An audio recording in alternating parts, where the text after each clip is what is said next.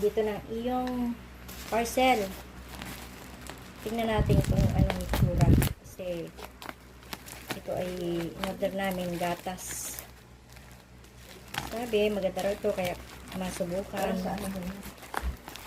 Mga tuhod-tuhod daw. Maganda raw ito. Tuhod. Mga kasukasuan. Daw mga... oo. Ano siya. Nakalata. Akala ko na ano naman kami. Nalata nga. Kaya lang. Yung maliit lang na lata siya.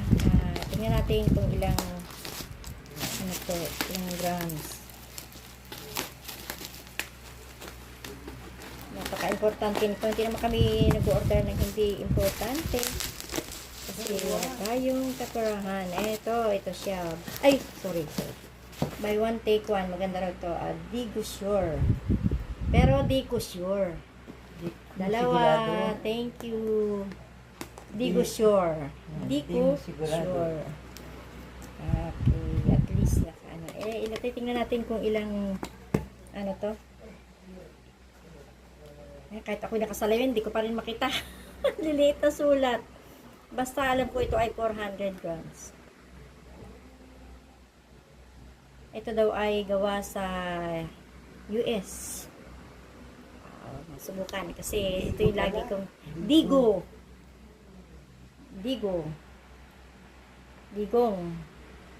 Maraming nagamit ito kaya ano, at saka laging ano to ano yun? Nabubulol ako. Ina-advertise ito. Kaya sabi ko masubukan nga. Saka yung mga ibang artista dyan, ano nito. Kaya pag nakikita ko, interesado ako. Ngayon akala ko sobrang mahal.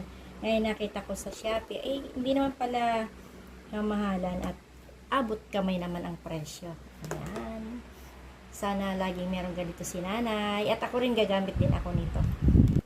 Salamat. Hindi ko sure. Sana sa mga ayan, para kay nanay, ayan, dahil yan ay masasakit. Masakit ang mga paa niyan. Yun nga, yun. Sabi, kaya nga susubukan natin, di ba?